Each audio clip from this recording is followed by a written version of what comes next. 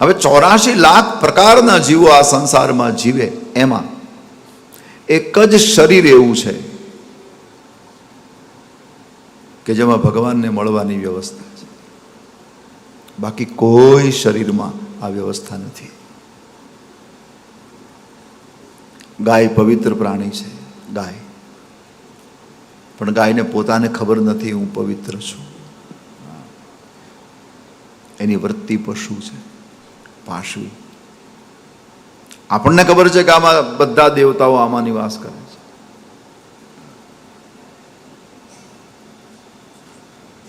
પણ એ ગાયને પોતાને ખબર નહીં કે મારામાં આ બધા દેવતાઓ નિવાસ કરે છે.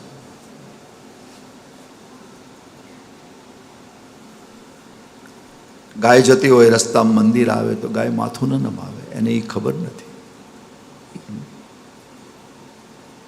પશુ છે. આપણે દર્શન કરીએ તો પાપ જાય. ગાયના દર્શન જો ગાય સામે મળી જાય તો સુકન થાય. પણ ગાય નહીં ખબર. પેલું કહેવાય માગું કે ગાય પવિત્ર પ્રાણી, પણ એમાં વિવેક નથી. આપણે વિવેક રાખીને બેઠા છીએ. એટલે ભગવાનને મળવાની વ્યવસ્થા આપણા શરીરમાં છે. માણસ સાધના કરી શકે, માણસ સાચું જીવન જીવી શકે. માણસને ખબર પડે કે આ હું ખોટું કરું, આ સાચું કરું, એવી ખબર પડે માણસને.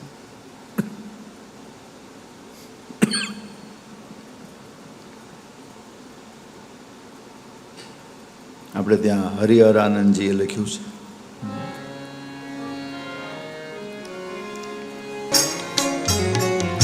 એમાં વિવેક છે, બાકી કોઈમાં વિવેક નથી. જો ગાયો સમજતી હોત તો અમે કથા કરવા જઈએ રમેશભાઈ, ત્યાં અમે 2 ભાગ રાખીએ, એક બાજુ ભાઈઓ, એક બાજુ બહેનો. બે.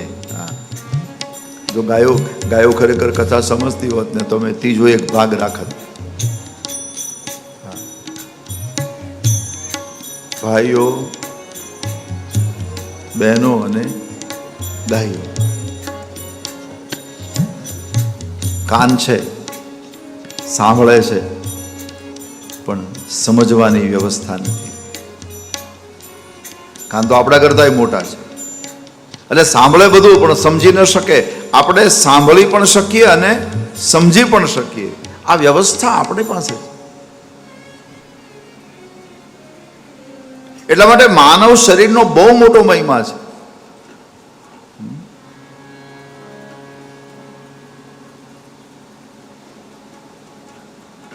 એટલે પરમાત્માને મળવાની વ્યવસ્થા માનવ શરીરમાં છે. એટલે મારો ને તમારો જે જન્મ થયો છે એ પણ ઈશ્વરને મળવા માટે થયો છે. ક્યારેક નિરાંતે બેસીને વિચારો કે આપણને પ્રભુએ જન્મ શું કામ આપ્યો છે.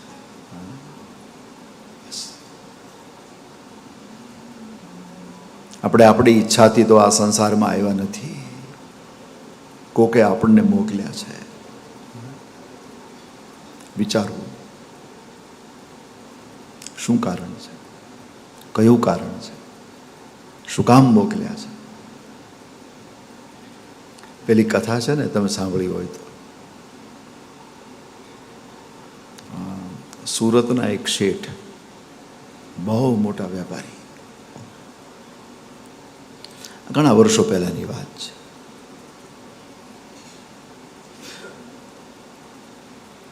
અને મુંબઈથી પેમેન્ટ લેવાનું હતું અને પાછું કેશમાં લેવાનું હતું. એટલે એના નોકરને કીધું કે જો હમણાં સુરતમાં એરપોર્ટ ચાલુ થઈ ગયું છે તો વિમાનમાં જા અને સારી હોટલમાં ઉતરજે, સારું ખાજે, હા, સારા કપડાં સીવડાવજે, તું મારો જૂનો નોકર છો,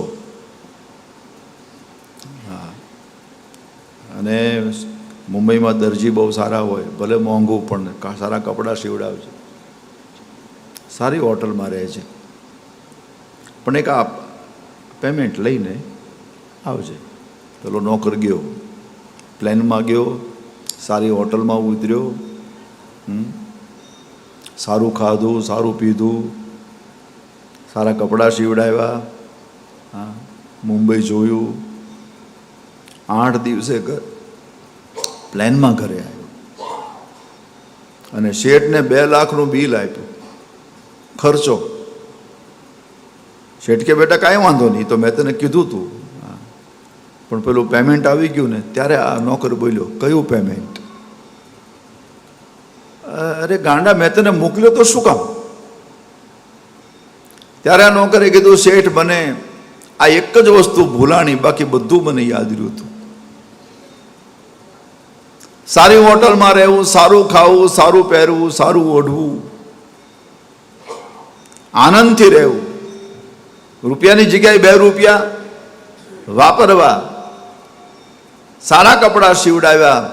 પણ શેઠ એક આ ભૂલાઈ ગયું. એમાં સંસારમાં આવ્યા પછી ઘણા લોકોનું આવું થયું છે. સારી રીતે રહેવું, સારું ખાવું, સારું ઓઢવું, સારું પહેરવું, રૂપિયાની જગ્યાએ 2 રૂપિયા વાપરવા, પણ જે મૂળ કામ હતું, જેના માટે પરમાત્માએ મને તમને મોકલ્યા છે, એ જ માણસ ભૂલી ગયો.